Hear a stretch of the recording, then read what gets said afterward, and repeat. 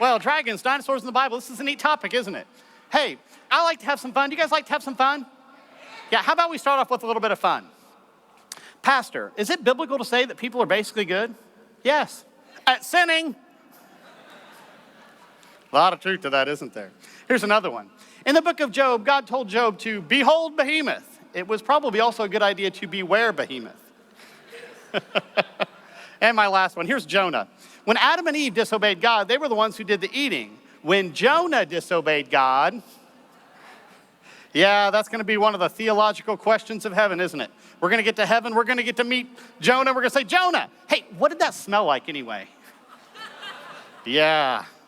But you know what? There's a lot of books out there on dinosaurs, isn't there? Especially a lot of kids' books. For example, here's a handful. You might recognize some of these. My First Dinosaur Board book or Dr. Seuss.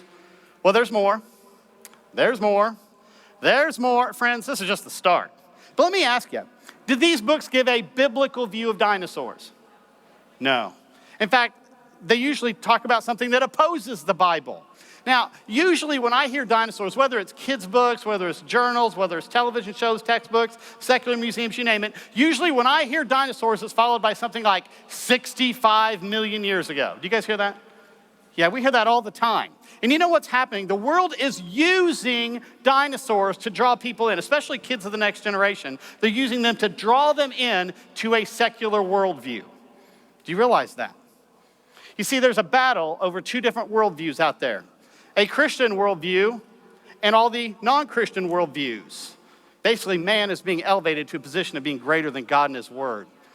And friends, we're going to talk a little bit more about that. But let me ask you this. Does the world teach a biblical view of dinosaurs? Obviously they don't, right? What exactly do they teach then? Here's a quote from a secular person. They say, because birds are dinosaurs, did you catch that? Because birds are dinosaurs? Here's what they've done. They've taken the entire set of birds out of the classification system and they now lump them under dinosaurs or dinosauria. Birds are now classed as dinosaurs. That'll make you think twice at Chick-fil-A, won't it? But see, this philosophy goes all the way back to an alleged Big Bang. Essentially, there was nothing. Nothing at all. No time, space, nothing. Something pops into existence from nothing and rapidly explodes or expands. They call this the Big Bang. They claim this happened anywhere from about 13 to 15 billion years ago. Now, I've seen calculations from 8 to 30 and so on. But most people say probably actually between 13 and 14 billion. As the story goes, you get the stars about 10 billion years ago, the sun 5 billion. The earth would have been molten like lava. It would have cooled off. We'd gotten the first oceans about 3.8 billion years ago. Then through random processes, chemicals come together and form the first life. And it evolves further and further to where you see a bunch of dinosaurs on my head. Okay. They're really pretty birds. These are actually birds from Australia. They're called lorikeets. We would feed them. We'd feed them the sugar water. They'd come down thousands, perhaps tens of thousands of these. A beautiful bird. But you see, this is the way the world is looking at dinosaurs. They're thinking in terms of this evolution, Big Bang, millions of years history when they're looking at dinosaurs. Now, we're not going to do that in this talk. We're going to think in terms of what God says in his word. We're going to let God be the ultimate authority on the subject of dinosaurs. Now, to do that, we need to know exactly what a dinosaur is, right? Did you know there's a technical definition of a dinosaur? It involves a number of factors, but primarily it is a land animal, a reptilian land animal, that has one of two hip structures so that it raises its body up off the ground. Those are the primary factors anyway. Now, with that definition in mind, would something like a Komodo dragon or an alligator or a crocodile, by definition, would they be a dinosaur? No, they wouldn't, because their hips have their legs coming out to the side and the body naturally rests on the ground. Now, what about these other two that stand erect? Are they a dinosaur? Yeah, by definition, they would be. Now, think of this definition with regards to something like a flying reptile, like a pteranodon or a pterodactyl, or maybe a sea creature like a plesiosaur. By definition, would they be a dinosaur? No, they wouldn't. Now, sometimes in the lay sense, we lump them in with the dinosaurs, but by technical definition, they're not. Now, this baby T-Rex or this sauropod, by definition, would they be dinosaur? Yes, they would be. Well, let me ask you this now. This will make you think. Does the church teach the biblical view of dinosaurs, by and large, across the country? What do you think? No. What do most churches teach? Nothing. You know, that's what happened with me. You know, I grew up in church, went to Sunday school, went to youth programs, things like that. But very rarely will we ever even discuss the subject of something like dinosaurs. Now, that's no disrespect to Christian leaders and pastors and elders in that particular instance, because I would suggest most of the time they didn't know what to say, okay? So we need to get in here. We need to see what the Bible says on this subject. Now, there are some churches that are out there giving a good biblical view of dinosaurs, and we want to encourage that. And you know what? We're seeing some exceptional growth from a spiritual perspective, especially for a lot of these kids who are raised up to actually trust the Bible on a multitude of subjects, whether it's dinosaurs or others. They're doing a great job on that. But believe it or not, there are some Christians out there who teach something a little different. Here's some quotes from some leading Christians. These large and a few small reptile species appear to have dominated Earth's land and sea life from 250 million to 65 million years ago. Their creation probably belongs to the fifth creation day. Here's a ministry that writes, our testable creation model says that God created dinosaurs to roam the earth roughly 230 million years ago. And many different types of these creatures dominated the landscape. Their time on Earth ended when a 6-mile wide asteroid impacted the Earth 65 million years ago. Here's another one. God made the reptiles, including dinosaurs, beginning about 230 million years ago. Okay, when I see stuff like this, what runs through my head is, what's going on? These guys are not going back to the Bible. The fact is, what they're saying is very similar to the secular view. Well, here's what I suggest is happening. These Christians are coming over here, and they're taking aspects of a different worldview, and they're bringing it over and trying to mix it with their Christianity. Friends, I don't want to do that in this talk.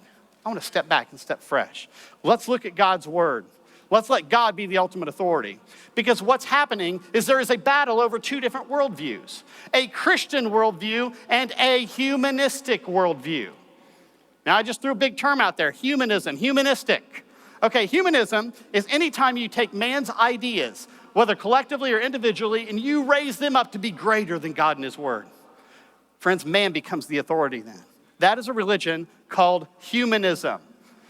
Basically, God is the authority or man is the authority. When you reject God as the authority, by default, man becomes that authority. And so when you see things like creation, the fall, the flood, those are subsets to the religion of Christianity. In the same way, Big Bang, millions of years, evolution, those are subsets to the religion of humanism. Friends, it is a battle over two different religions. I've had people say, but Bodie, isn't it science versus religion? No. Science is observable and repeatable. Have we ever observed or repeated the Big Bang? No. Have we ever observed or repeated millions of years? No. Have we ever observed or repeated the making of life from non-life? No. Have we ever observed or repeated the changing of a single-celled organism like an amoeba into a cow? No. Friends, it's not science in that. It is a religion, a very poor religion, isn't it? And what's happening is there is a battle over these two religions, and many Christians are saying, but we can take some of this humanism, we can take some of it, and we can bring it over here and mix it with our Christianity, especially when it comes to the issue of dinosaurs. Friends, let's not do that. Now, I just want you to know there's a number of forms of humanism that are floating around out there. Secularism or secular humanism, atheism proper or agnosticism or new atheism, naturalism. Even when people say they're not religious, that's a fancy way of saying you're a humanist. See, if somebody really was not religious, then their viewpoint would be compatible with a biblical worldview, right? But how often do they do that? Non-theism, unbelievers, materialism, a lot of forms of humanism. I just want you to know that. And what's happening are many of these Christians are saying, let's take some of these aspects and let's bring it over and mix it with their Christianity. Friends, it would be crazy to mix your religion with the religion of humanism. Think of it this way. Would it be crazy for a Christian to say, hey, I'm going to take my Christianity and come over here and mix it with Buddhism? That'd be crazy for a Christian, wouldn't it? It would be crazy for a Christian to say, I'm going to take my Christianity and come over here and mix it with Hinduism. That doesn't make sense, does it? So why is it that so many Christians say, hey, I'm going to mix my Christianity with humanism? I suggest the main reason is they don't realize they're doing it. That's what I would suggest. We need to start teaching people what humanism is and how that religion relates to things like evolution, millions of years, and why Christians should not be taking that stuff and mixing it with their Christianity. Now, to get back to the Bible, we need to know exactly what the Bible says, right? Do you guys all have the Bible memorized? Yeah, I don't either. But what we've done at the Ministry of Answers in Genesis, we have what we call the 7 C's of history. They're simply milestones throughout the Bible to get us a big picture look at the Bible's history. We have creation. God created everything in 6 days. He rested on the 7th. It was a perfect creation. We expected nothing less from a perfect God. Deuteronomy 32:4 says every work of God is perfect. We expected a perfect creation. And guess what? At the end of the creation week, at the end of the 6th day, God declared everything very good. It was perfect. No death, no bloodshed, no suffering, no cancer. Kids, no homework. Perfect world, wasn't it? But see, something happened because we're not in a perfect world. And that brings us to the corruption. When Adam and Eve sinned against God, the world went from a perfect state to an imperfect state. Death and suffering came into the world. Then we see the catastrophe or the flood of Noah's day, a global event that laid down most of the geological rock layers. And we've seen rock layers since then, volcanoes, local catastrophes and whatnot, but most from the flood of Noah's day. Then we have the confusion at the Tower of Babel. Babel. How do you guys say it? Babel.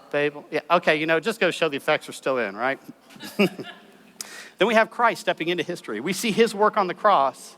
And of course, we look forward to a final consummation where there'll be no more death or suffering or crying or tears or pain. The old order of things will be removed. So, that's something to look forward to as a Christian, by the way.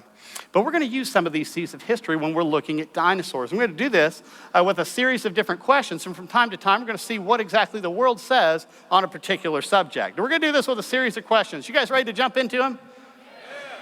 We got a few excited people here. You guys ready to jump into the questions? Yeah. What day did God make T-Rex? I hear some 5s and 6s and 19s. Okay, let's see here. Let's think about this. T-Rex is a land animal, right? We've seen its footprints on land. It seems very well designed to be a land animal. What does the Bible say? Genesis 1, verse 25. And God made the beasts of the earth. That includes dinosaurs, according to its kind. Cattle, according to its kind. And everything that creeps on the earth, according to its kind. And God saw that it was good. This is part of day 6 of creation. See, land animals were made on day 6. T-Rex is a land animal. So what day was T-Rex made? Day 6. There you have it. Okay, well, what do you think that T-Rex originally ate? Look at this vicious T-Rex. I mean, look at those mean-looking teeth and those vicious-looking claws. Well, not those. Those really aren't that scary, are they? I'm going to get you. What does he use those little arms for? Do you think he was thinking about something like this? What about something like this? Let's see what the Bible says.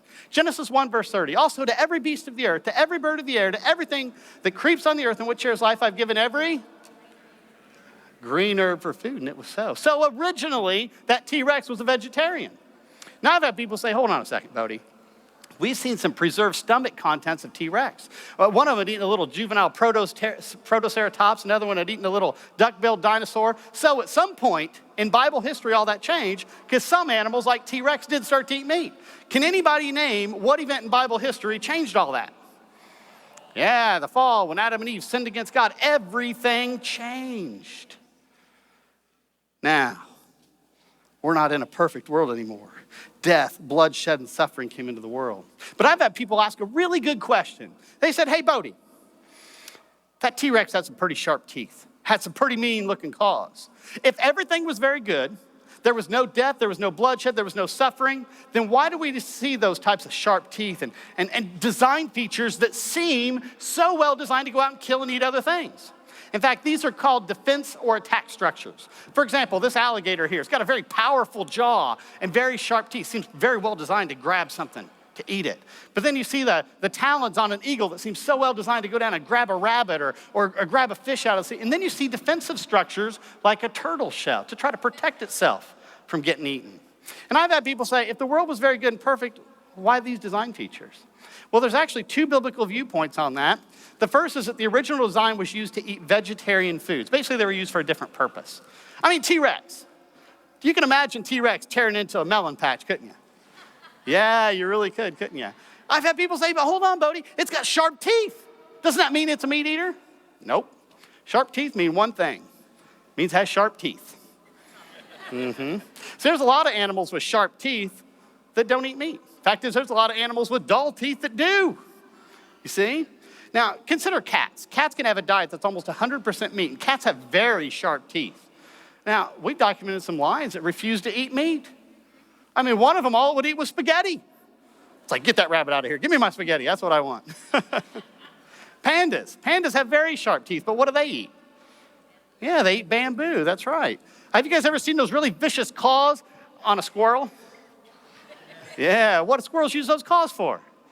Hey, climbing trees, holding nuts, things like that. Unless you grab one, and you will find out they can use those claws and their sharp teeth for an entirely different purpose. Oh.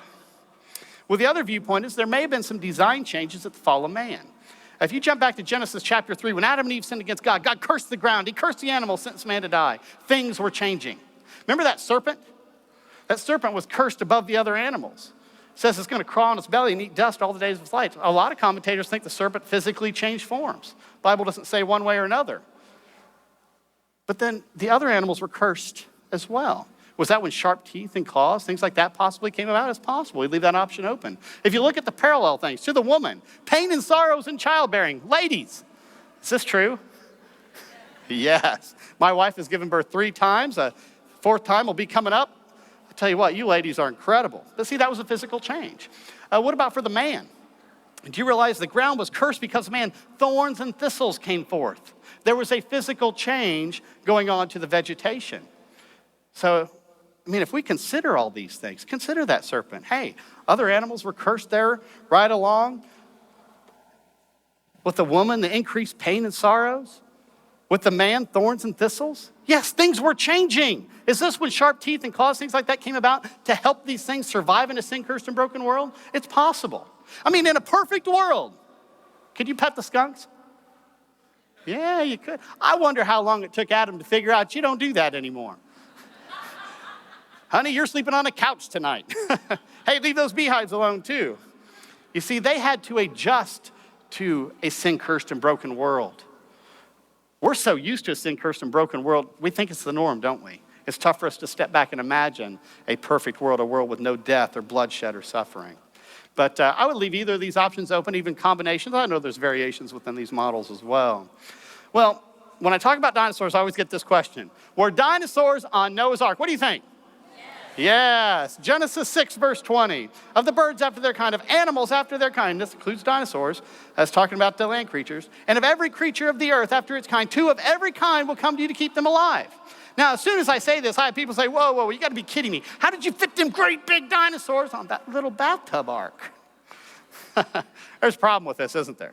Fact is, there's 2 problems with this. First, why would you take the great, big, huge, old, senior citizen dinosaurs on the ark to populate the earth afterwards?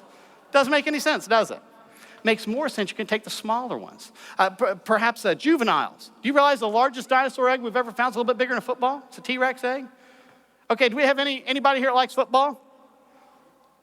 Oh yeah, we do have some football-loving fans here. Hey, the next time you see a football game, if somebody launches a football, I want you to nudge the person next to you and say, hey, look at that dinosaur egg flying through the air.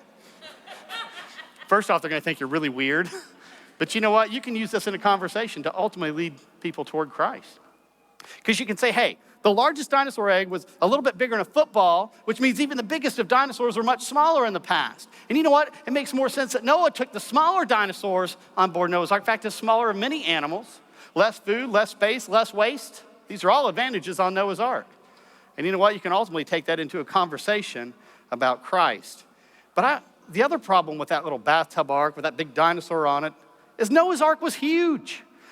300 cubits, its width 50 cubits, and its height 30 cubits, and it had 3 decks. This is a massive vessel. I know what you're thinking. How do you calculate cubits into feet anyway? Hey, let's see some cubits. Show me your cubits out there, people. Let's see some. Yeah, we got some big cubits. We got some shorter cubits. You know, typically the king that was in charge in ancient times, their cubit was the official cubit. In the Bible, we have 2 cubits listed. We have a common or a short cubit, and then we have an older, a longer, a royal cubit, which was a cubit and a handbreadth. Typically, your shorter cubit was somewhere in the neighborhood of about 18 inches. Your longer cubit was somewhere between 20 and 21 inches. If we just use the shorter cubit, do you realize Noah's Ark would have had the same capacity as 522 railroad stock cars? That's an immense amount of space, isn't it? Yeah, no problem we could get some juvenile dinosaurs on board that. But we need to get rid of things like this. We really do. This is called bathtub arks. We need to get rid of these. Because what does something like this tell the kids of the next generation? It tells them, oh, you know what, it's just a story, it's not real. It's like Shrek or Cinderella, just these little fairy tales. Do you realize when we show this, inadvertently we're telling the next generation the Bible isn't necessarily true? We need to get rid, let's face it, there's no way this would survive a global flood. I would hate to be a giraffe too, by the way. As soon as Noah got cold, fired up the fireplace, those giraffes are toast. It's all over with. Well, how many different kinds of dinosaurs needed to be on board Noah's Ark? Well, creationists have estimated there's about 50 different kinds. Now, a kind is different from a species. We throw the term species out there all the time. The fact is, when it comes to dogs, we have a whole host of different dog species. You got wolf species, you got some coyote species, dingoes. Domestic dogs, for example, are all classed as one species. But there's only one dog kind. Noah only needed 2 dogs on board Noah's Ark. All the dogs we have today are the descendants of those dogs. Yes, we see variations in those dogs. Tall dogs, short dogs, skinny dogs, wide dogs. Some dogs that are so small and look like a rat and people put clothes on them in Hollywood. But they're dogs. But there's one dog kind, only need 2 of them. Now think of this with regards to, say, our ceratopsian dinosaurs. We have several variations within our ceratopsians, Triceratops, Torosaurus, and so on, but these are just variations within the one ceratopsian kind. You only needed 2 of the ceratopsians on board Noah's Ark. You take the smaller ones, no problem, they would fit. Same thing with our sauropods. We throw out species names all the time, Apatosaurus and so on, but you know what, these are just variations within the same kind. You only needed 2 of the sauropods on board Noah's Ark. If you take the smaller ones, the juveniles, no problem, they would fit. Well, what happened to the dinosaurs during the flood that were not on Noah's Ark? Easy answer. Yeah, they died. Yeah, the Bible says they died. All those land-dwelling, air-breathing animals outside the ark died. Here's my picture of that. We have to have fun with this, right? But do you realize a lot of these dinosaurs are trying to flee from the flood. They're trying to get to higher and higher ground. And you know what? You get to a point where they're not going to get any higher. And all of a sudden, these dinosaurs are overtaken by the flood. A lot of them are buried by sediment-rich water and things like that just cover them up, seals out the oxygen. And you know what? This makes them candidates for fossilization. In fact, we find massive dinosaur graveyards in various parts of the world. But I want you to notice something. Look really careful. Do you guys see that tag there? Here, let me zoom up. There it is. There's that tag. Yeah, that tag that says, hey, this thing is 65 million years old. You know what? We don't find tags on dinosaur bones say how old they are. Do you realize age is an interpretation? You know, I can go out there and measure the length or the weight of a dinosaur fossil, things like that. But you can't just say, oh, here's how old it is. People have to interpret the age of dinosaur. A lot of people think, well, you use carbon dating or radiometric dating on the bones. No, actually you don't. They're made out of things like limestone. You can't date that anyway. So those questionable methods anyway are out the door. So how do they date dinosaur bones? I'm going to teach you something here. When we find dinosaur bones, they're typically found in Triassic, Jurassic, or Cretaceous rock layer. And this is the secular geological time scale, just so you know. Many of you may have seen something like this in textbooks or in children's books, you name it, they're all over the place. Now, you find a dinosaur bone in here, and people say, okay, here's where we find it. Let's come over here. It's X millions of years old, okay? Our paleontologists, for example, they're the ones who study the bones. And you could go up to the paleontologist and say, hey, paleontologist, how do you know how old this bone is? And they say, well, you go over here, and the geologists tell us that the particular rock layer is X millions of years old. You know, like our stratigraphers, they're the ones who study the rock layers and so on.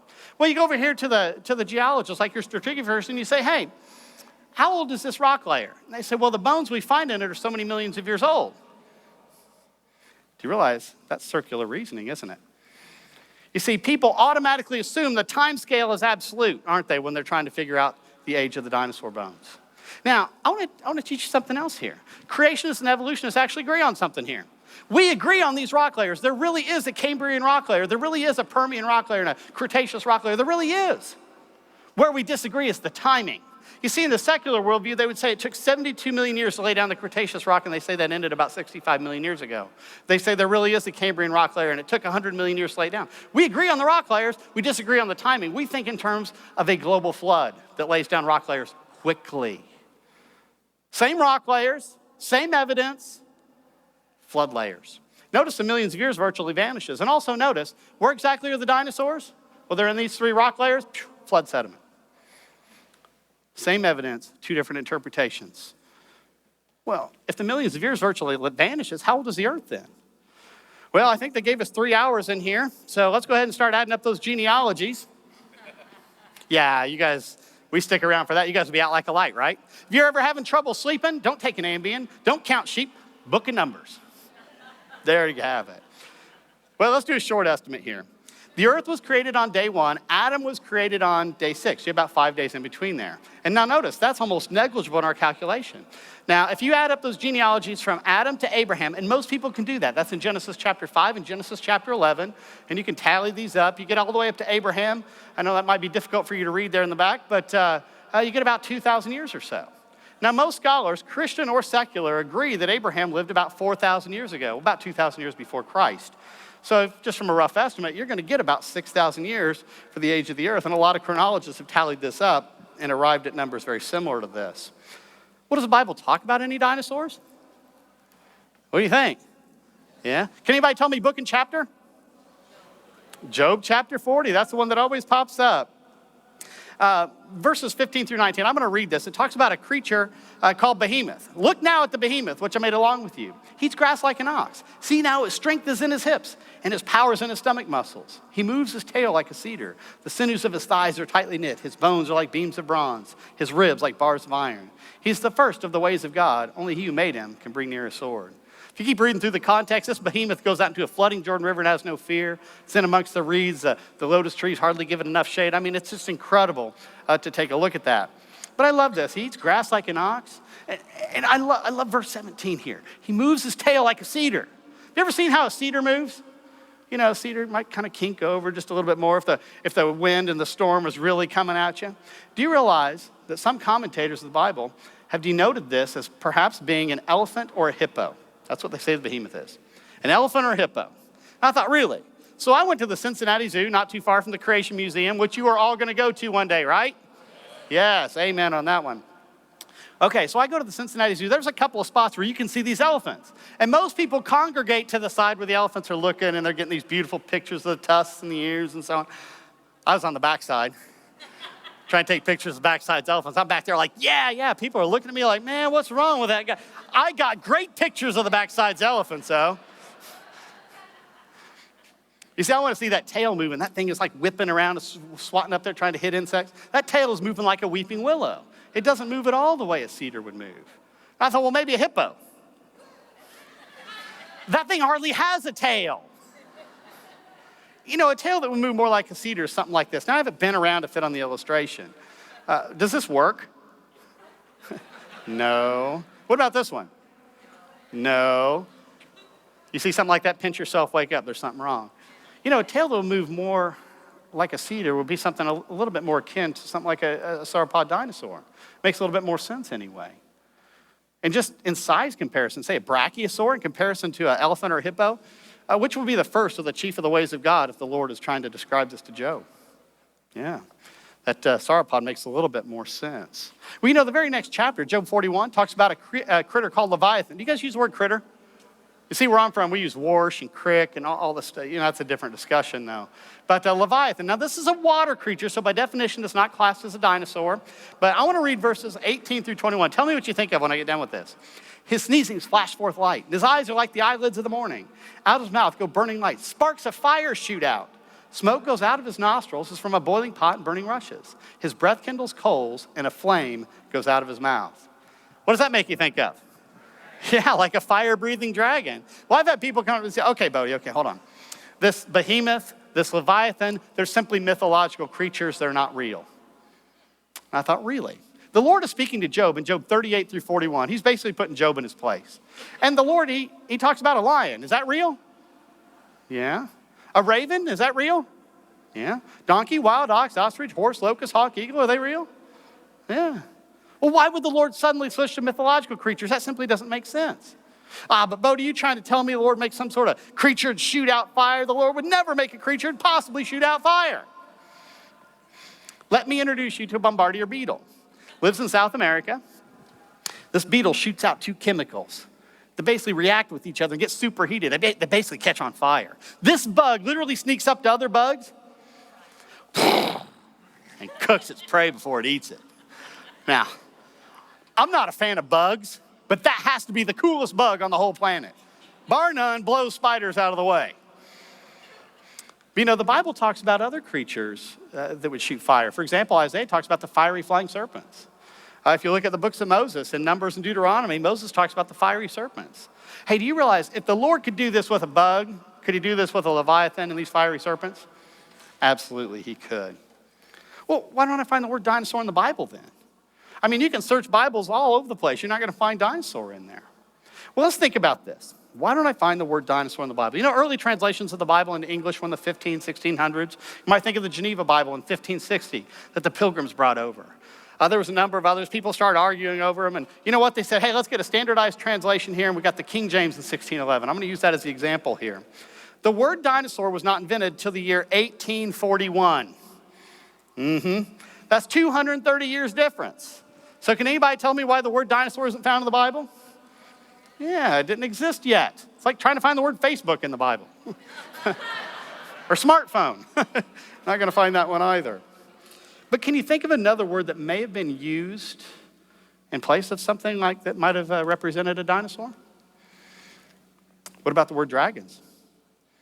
Do you realize in the King James Old Testament, they used the word 22 times. They viewed dragons as being real. In the Geneva Bible, they had it 24 times. Now, there's two different words that they used to translate. That was tanin and tanim. And just to give you an idea, it kind of stretches all throughout the Bible here. Now, some people have argued that tanim does not necessarily represent dragons, maybe just tanin here in modern times. Some of the modern scholars believe that, but clearly the translators back at the time of the Geneva or the King James, they did believe it to be dragons. But that just gives you an idea. Hey, they did view dragons as being real. Let's take a look at a couple of these. Isaiah 27, verse 1. In that day, the Lord with his sore and great and strong sword shall punish Leviathan, the piercing serpent, even Leviathan, that crooked serpent. He shall slay the dragon that is in the sea. Here's another one, Psalm 91:13. Thou shalt tread upon the lion and the adder, the young lion and the dragon shalt thou trample under feet. Isn't that incredible? Yeah. So, Bodie, you trying to tell me that dinosaurs and dragons are like the same thing? Well, here's what I would say. I would say it like this. All dinosaurs are dragons, but not all dragons are dinosaurs.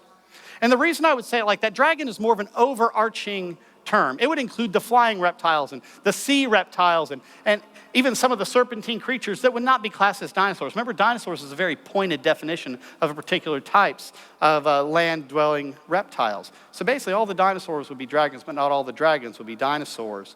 Well, I decided to do a little research. When did people start believing dragons were a myth? It's an interesting question, isn't it? I mean, if you go back to ancient historians, Herodotus, or old commentators like John Gill, John Calvin, they viewed dragons as being real creatures. So when was it that people started saying, no, they're a myth? Do you realize it was about 100 years ago? About 100 years ago. I looked up in the 1902 Encyclopedia Britannica talking about sea serpents, and you know what? They left open the option that there were dragons still in the sea, that they were just very rare. You just don't find them very often. Yet 1910 edition, they came out and said dragons have been relegated to the realm of myth. And the reason for it, a guy said there were dragons up in the Alps. A guy goes up there, he can't find them, so therefore they're a myth. Can't find them, so therefore they're a myth. Isn't that crazy? I guess the idea that they've gone extinct just escaped them on that.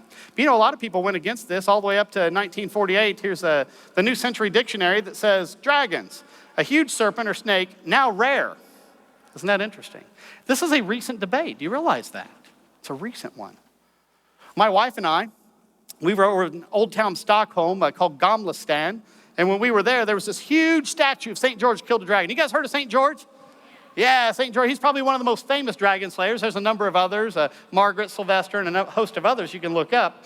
But St. George is probably the most famous. Now, St. George was a Roman soldier about 300 AD. He was a Christian, and he was in North Africa.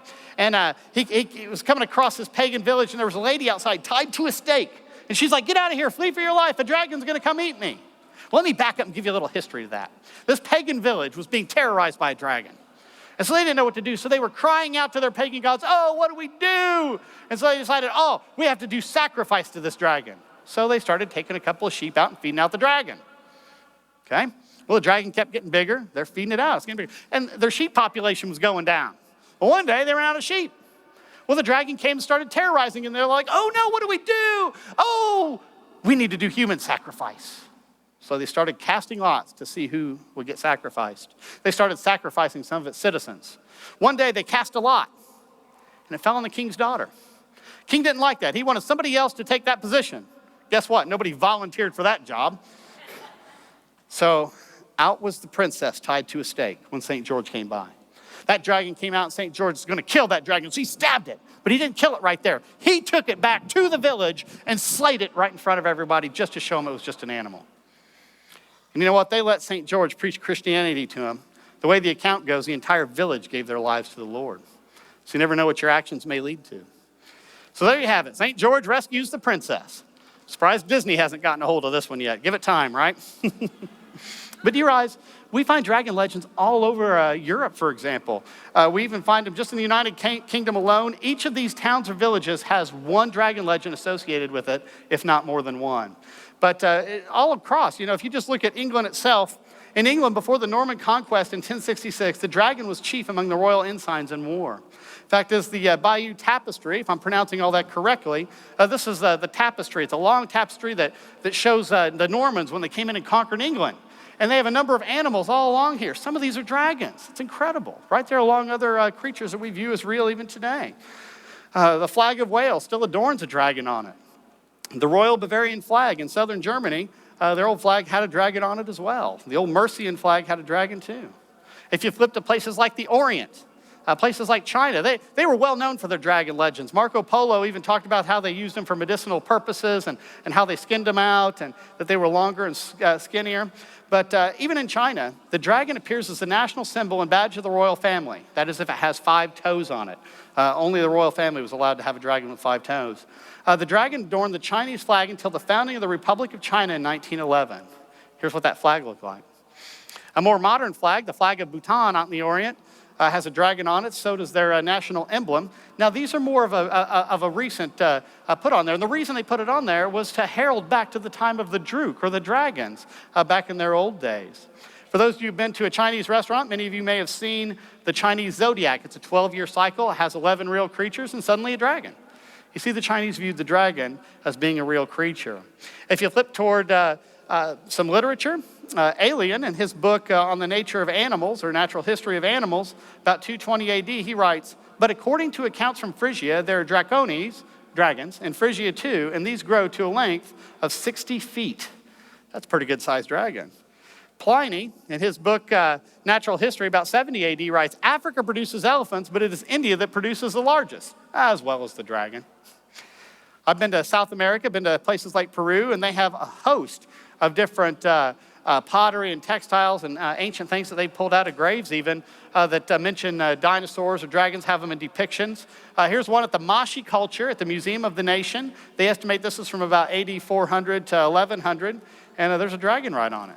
And much of their pottery has a whole bunch of creatures that we still would recognize even today. Well, why don't we find dinosaurs today? I mean, if they went on board Noah's Ark, they came off of Noah's Ark, we see them represented with some of these dragon legends and so on, why don't we find dinosaurs today? Well, what did the world say? Dinosaurs evolved into birds. Now, friends, I don't know what T-Rex used those little arms for, but flying wasn't one of them. Down he goes. But you know, it doesn't stop the world. We see an awful lot of children's books, technical literature, you name it, all across, that have artist representations of dinosaurs with feathers on it. Did you catch that? Artist representations of dinosaurs with feathers on it. You know, we've been looking at the ministry, you know, to actually find dinosaur fossils with feathers on it. We've not seen them. They don't even show us pictures. Usually when we ask for them, they say, no, just look at the artist representation or go read the paper, but just don't look at the fossils. They didn't even want to show us pictures of it. Dr. David Minton, a very well-respected anatomist with the ministry, he's been floating around here today at this conference. You know, we've been looking for things like this. Now, Dr. Minton has studied this particular subject, and you know what? We found that there are evolutionists who agree that there are not dinosaurs with feathers on it. We don't find dinosaur fossils with feathers. One of those leading researchers is Dr. Alan Fiducian, some of his colleagues. Now, they believe in evolution. They believe in a different form. But here's what Dr. Minton quotes about his research. Fiducian co-workers have presented a substantial body of evidence to support their view that there are, in fact, no known dinosaurs with feathers. We don't find them. If you look long and hard on the internet, here's what you'll find. You got Archaeopteryx here, Microraptor, Confuciusornis. You got some dinosaurs over here. And you know what? If you look very careful at these three, I don't know if you can see them very well, but these three on the side here, they actually do have feathers on it. Now, these others over here, you don't see any feathers. You see some, it looks like kind of like some frill or something here along the back of their neck, things like that. But I've had people say, but see, look, because we find these, therefore they have feathers, therefore they're feathered dinosaurs. Nope, not at all. Here's why. Those are birds, okay? They're taking birds and trying to make you think that they're dinosaurs. They're clearly birds, that's all they are. Now these others are dinosaurs, and you know what? We don't find feathers on them.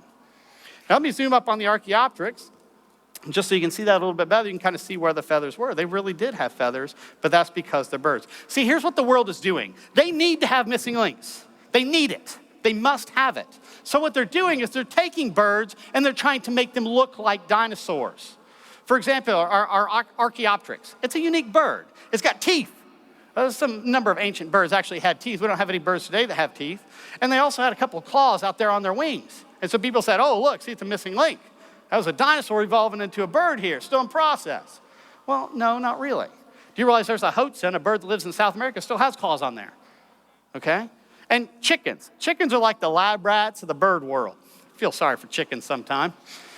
But with chickens, they've been able to go in and turn a gene on that all birds have. And in this developmental phase, it actually grows teeth. Interesting, huh?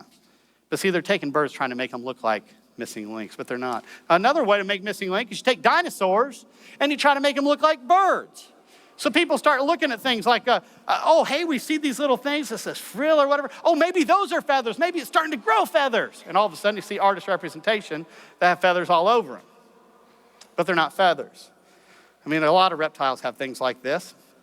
You can find some that are living today that have it. But I've had people say, but what about the proto-feathers? That's the beginning of feathers. They see in the secular world, they view those as being true feathers. Now, let me explain what I mean here. I don't know if you can see these fiber-looking things on here. If you kind of zoom up, can you guys kind of see that? People said, oh, look at those fibers. Oh, that's proto-feathers. That's the beginning of feathers. Well, Dr. Minton, myself, and a number of others, even Dr. Alan Fiducian people, we look at this kind of stuff. We say, hold it. These are nothing but collagen fibers. Collagen is basically like the glue that holds your fibers together in your muscles and stuff. You all have it, okay? Now, here's what Dr. Alan Fiducia says about those fibers, those so-called protofeathers. The fibers show a striking similarity to the structure and levels of organization of dermal collagen. The proposal that these fibers are protofeathers is dismissed. Now, I know I just got techie on you, didn't I? Don't let me scare you. Let me break this down right to our level. Let's say Bodie dies and I start to rot and decay. Okay, well, you can see some of that fibrous material, some of that collagen right in there, that glue that holds all that together. And let's say I get rapidly buried by sediment-rich water, seals out the oxygen, Bodie turns into a fossil. Well, people start to dig me up and they say, oh, look at that. Bodie has proto-feathers. He's turning into a bird. Yeah, that's what that is. Well, third way to make a missing link is, well, to fake it. You know what? We're in a world that doesn't believe things like the Ten Commandments. They don't believe God in His Word. So why should people always tell the truth? See? Let's remember that. You know, we've seen fakes. Probably one of the most famous fakes out there is Archaeoraptor. It was published in National Geographic. It was actually turned out to be a fraud. People faked it. Let's face it. If you come up with a dinosaur with feathers on it, you could possibly make millions of dollars. Do you think people aren't trying it? Absolutely they are. In fact, people are making so many fakes, people are writing technical papers on how to spot the fakes. So let's keep that in mind. But how do you change a scale into a feather anyway? If you're gonna have a missing link, you're gonna have to change a scaly creature into a creature that has feathers, all right? So how do you change a scale into a feather? Dr. David Minton took some of these pictures. Here's the scales, here's the feather. I mean, they're completely different. I mean, have you guys ever seen a snake skin? Yeah, I do not recommend grabbing the snake and pulling the snake skin off. Bad idea. Wait till it does it itself, then get a hold of that. But see, all those scales are attached together. Now see, a feather grows different. A feather actually grows out of a follicle, kind of like a hair. Have you ever pulled, hey kids, have you ever pulled one of your hairs out? Yeah. Hey kids, you ever pulled somebody else's hair out? Hey, yeah. See, I used to do that as an example. They're precious to me now. I don't pull them out anymore. But see, a hair and a feather, they actually grow out of a follicle. How do you change a scale into a feather? You know, the more we look at that, it's crazy. I mean, we've seen a lot of skin imprints of dinosaurs right where they died, things like that. For example, here's a hadrosaur skin imprint. How do you change that into a feather? Friends, it becomes impossible the more you look at it. Now, the world sometimes publishes something that I wonder if they didn't mean to. For example, in March of 2012, this was published. I got this from the New Scientist magazine. Now, look at these beautiful fossil feathers. Beautiful. I've had kids look at that and say, yep, fossilized feathers. But I want you to notice something. Look at the caption here. Oh, they look like feathers. The conclusion of the paper was that these are not true feathers. Now, those proto-feathers are supposed to be true feathers. These are not seen as true feathers. Now, why is that? Because they found these feathers in rock layers before dinosaurs supposedly existed. Most of them, anyway. So what they do, they stuck these feathers right on top of something that's anatomically completely incorrect. It's just crazy. But their conclusion is dinosaurs haven't evolved into birds yet, so therefore these can't be true feathers. Yeah, don't let the worldview, the false worldview, get in the way of some good evidence, right?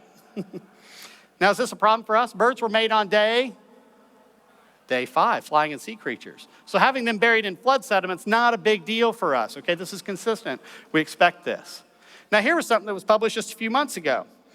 There was a theropod dinosaur found to eat birds. Now, just so you know, in the secular world, they say theropods are what evolved into birds. Okay, so we find this theropod, right? And this was published in one of the government magazines.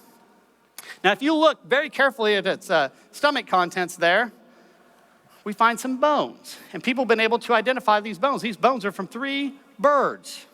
So how is it that a theropod ate birds when the theropods are supposed to evolve into birds later on? It's a big problem, isn't it? You see, the more you look at the details, it is impossible to change a dinosaur into a bird. But to the world's defense, not everybody out there believes dinosaurs evolved into birds. You know what the second most popular view is? That a comet or an asteroid came in and struck the earth and killed all the dinosaurs.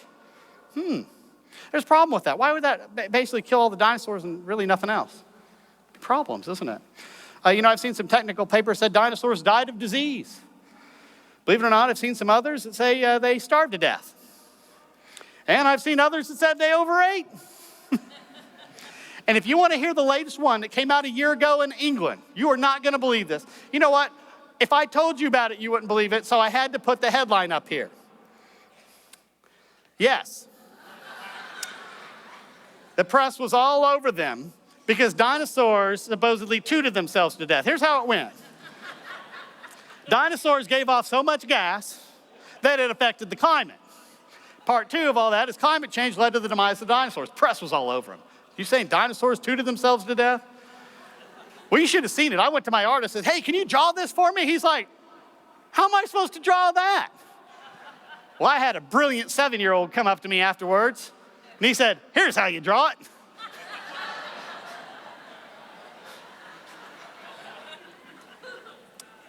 But really, is there a mystery to why dinosaurs die now?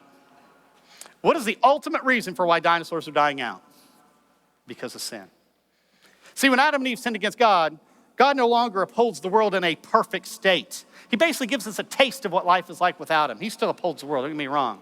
But we're not allowed to live in a perfect world. We're given that taste of what life is like without God. We see death, we see suffering, we see extinctions. You know, dinosaurs aren't the only things going extinct.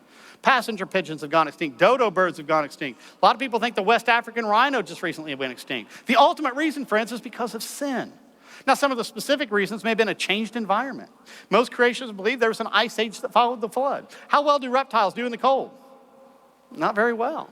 Makes sense why things like mammals thrived, and maybe the numbers for things like dinosaurs may have been diminished or reduced. But what about being hunted by man? Do you remember there was a man named Nimrod, just a couple of chapters after the flood? He was a mighty hunter before the Lord. Could he have wiped out entire populations before they filled the earth? Well, it's possible. See, I used to think Nimrod was something you call your brother. I don't know how many times my older brother called me a Nimrod, but well, there he is in the Bible. But do you realize most of the dragon legends we find around the world ended with the dragon getting killed? Yeah. What about diseases, genetic problems, catastrophic events? Consider massive volcanoes potentially after the flood that could have wiped out entire populations before they filled the earth. You know, we'd leave some of these options open. Now, are dinosaurs completely extinct? Well, that's a great question, isn't it? For me to say yes, I'd have to look everywhere in the entire world at the exact same time, and friends, I'm not that good. I'll leave open some remote possibilities, or living in dense rainforest, perhaps living underground, come out once in a while. A lot of the old dragon legends, they lived near a swamp, lived underground. They'd only come out once in a great while, a number of years. Now, a lot of swamp ground around the world has been destroyed in the past 200-300 years. You know, so maybe we destroyed a lot of their habitat and didn't even realize it. Well, is there any evidence that confirms that man and dinosaurs lived together besides the Bible and some of the dragon stuff we've already seen? Actually, there's a lot. We call these petroglyphs, for example, or cave drawings or etchings, things like that. We find these sorts of things in various parts of the world. Here was one that was discovered at Havasupai Canyon. A lot of people have interpreted this as possibly being something like an Edmontosaurus. The secular world, they don't like this. I read a paper from a secular person who said, well, maybe this isn't a dinosaur. If you get rid of this tail and you change this up a little bit, it looks an awful lot like an eagle. Okay, so you have to change it to look like something else so that it's not a dinosaur. That's just not good research. Here was another one that stirred up some controversy recently. This creature looks strikingly similar to something like a sauropod dinosaur. It's found out at Natural Bridges National Monument. Now, there was a secular person who said, oh, no. The Anasazi Indians, they could not have drawn this. They couldn't have etched it. No way. No. Because they died out 65 million years ago. So he was going to write a technical paper on the subject. So he went out there and he took some pictures of it with a telephoto lens. And he wrote a whole paper saying this is not a dinosaur. Basically, the artist drew two things that both happen to be nothing, and it just happens to look like a dinosaur. Really? That's a scientific worthy paper. It's kind of embarrassing, actually. Here's another out at San Rafael Swell in Utah. It is and by definition, of course, it's not a dinosaur. It's one of the flying creatures. Looks very similar to some of the flying reptiles. Here's one up in Canada, up at Lake Superior. Fascinating looking creature. If you look along its back here, it's a very similar to a lot of the creatures like a Kentrosaurus or Stegosaurus. You know, they have things along the back. And you can even see a boat and stuff like that here in the background. Fascinating looking creature here. One of my favorites is over at Carlisle Cathedral in northern England. A man named Bishop Bell died around the year 1500, and he's buried in the church. Aren't you guys glad we don't bury people in the church anymore? Get buried outside, right? But here's his grave, and along this brass rim, all along the outside here, there's a number of animals etched in it. Some of them look strikingly similar to dinosaurs. If you go down to Australia, a lot of the Aborigines got together. They have this painted of a creature that they called Yaru that they used to hunt. And they know exactly where to throw those spears, so apparently they may have gotten some back in the past. If you go to places like Angkor in Cambodia, there was an ancient temple that was rediscovered, and you can see there's a number of animals in a relief here. If you zoom up, one of them looks very similar to a stegosaur, maybe something within a stegosaur kind. If you go to the Ishtar Gate in Babylon, this was the 8th gate to Babylon, built by order of Nebuchadnezzar. You might think Nebuchadnezzar, Daniel, Shadrach, Meshach, and Abednego, things like that. There's this big gate. And this gate back and forth has two animals alternating on it. One is this creature here. The other is an auroch. It's an extinct type of cattle. And they go all the way up. Now look at this creature very careful. It's got scales. It's a reptilian creature. It's got a reptilian tongue. It's got hips so that it raises its body up off the ground. Friends, by definition, this is a dinosaur right there. Now, interesting. If you turn toward some literature, John Calvin, he was one of the reformers, essentially. He came out of the Reformation. You might think about the time of Martin Luther. John Calvin wrote a commentary on the entire Bible. He wrote it in Latin. When it was translated from Latin to English in the year 1578 here, this is the artwork that associated that. Now, you can see a pig's head on here, a bird, and things like that. But here's what caught my attention. I'm going to zoom up to these. What are these along the top? There's a couple of dragons, isn't there? If you look at the bottom middle, this creature is upside down, which usually signifies that it has died. But that creature looks very similar to something like an ornithopod type of dinosaur. When you get a chance to go to the Creation Museum, right as soon as you go upstairs at the dinosaur den, right there immediately to the right, we have an ornithopod type of dinosaur to kind of give you guys a little bit of a comparison. Some other literature, Gilgamesh. He killed a huge reptile-like creature in a cedar forest, a dragon there. Many of you may have had to read Beowulf. Beowulf killed 3 dragons in this old Anglo-Saxon poem. He killed Grendel. He killed Grendel's mother, and then later in his life, he killed a fiery flying serpent where he sustained enough injury that he actually died himself. Now, Beowulf was the king of the Geats in southern Sweden. Now, he actually killed Grendel and Grendel's mother down in Denmark, but most people think they know right where his tell is, right where he was buried. But in the book, it actually describes, or in this poem, it actually describes very well Grendel's description. Grendel was this massive dragon creature, but its arms were a little bit smaller, but it had this heavy claw on it. And Beowulf was famous because he took that claw and he ripped that whole arm off. And he took that back as his trophy with that claw on there. Now, we actually have a dinosaur called Baryonyx, which literally means heavy claw. It's got small arms and a big claw. It's fascinating how that description is so similar. Well, if you turn toward science, anybody know what these are? These are some red blood cells, right? Now, if I were to cut myself and spill out some red blood cells, how long would they last? Not very long. It's difficult for us to keep and preserve red blood cells for long periods of time. Now, there were some researchers out west that came across a T-Rex femur. They got it all cleaned up. This was some of the research of Dr. Mary Schweitzer and some of her crew. Now, they couldn't get that T-Rex femur out, so they did something nobody had ever done before. They actually took that T-Rex femur and broke it in half. Well, they get back to the lab. And they started looking in there. And guess what they found? Some preserved red blood cells. Now, these guys were in shock. They were like, wow, there is no way that red blood cells could possibly last 65 million years. What they should have said was, well, maybe this bone isn't as old as I've been led to believe. But they didn't do that. Instead, they said, well, I guess red blood cells really do last 65 million years. Well, since then, people have cracked open some more T-Rex. They found some soft tissue. For example, some more of Schweitzer's research here. Some of it was stretchy. It gave off an odor. Some of it, you can see a vein in here. That's just incredible to see. More recently, some people have cracked open a Triceratops horn, and guess what they found? They found some soft tissue in here as well. So you can see a vein in here. You can even see where there's some crystallized material within that vein when you zoom up on a SEM micrograph here. That's incredible, isn't it? Now, does it make more sense something like this is just a matter of thousands of years as opposed to, say, 65 million years? Yeah, it makes a lot more sense, doesn't it? Okay, let's review. That is a fancy way of saying you're going to have a test. Hey, kids, do you guys want to have a test? Some kids are really excited about that. I've seen a lot of other kids go, oh, please don't give me a test. Hey, kids, I have an idea. How about we test your parents? You want to do that? Let's see how well they did. All right. Kids, keep track of how well they did. What day did God make dinosaurs? Day 6. And what did they originally eat? Plants, vegetarian foods. Now, something happened because some dinosaurs did start to eat meat. What event in Bible history was that? Sin and the fall. That's right. Now, whether some of these dinosaurs started to eat meat immediately, whether it was more gradual, we simply don't know. Now, were dinosaurs on Noah's Ark? Yes. What happened to the dinosaurs that weren't on Noah's Ark? They died. Yeah, a lot of them probably rotted, decayed. Others were rapidly buried by sediment-rich water, which made them the candidates for fossilization. Now, did dinosaurs come off of Noah's Ark? Yeah, and they've been dying out for, well, what's the main reason they've been dying out? Sin. Can you name some of the specific reasons? Disease? Hunted? Yep. Changed environment? Gas? Did somebody say gas? Oh. All right, as a bonus question, can anybody tell me what century did we start to dig up dinosaur bones in a great amount of detail? 19th century, 1800s, that's exactly right. And they called them dinosaur bones, which means terrifying or terrible lizard. Makes you wonder, would there be a controversy that just called them dragon bones?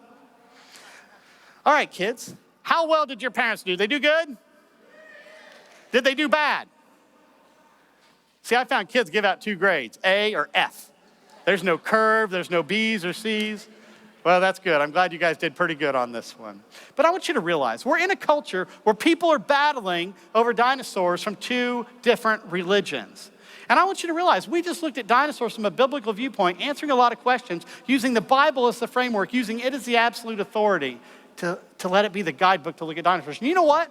The Bible makes sense of dinosaurs. It makes sense of dragons, doesn't it? It really does. So as a Christian, how can you use dinosaurs?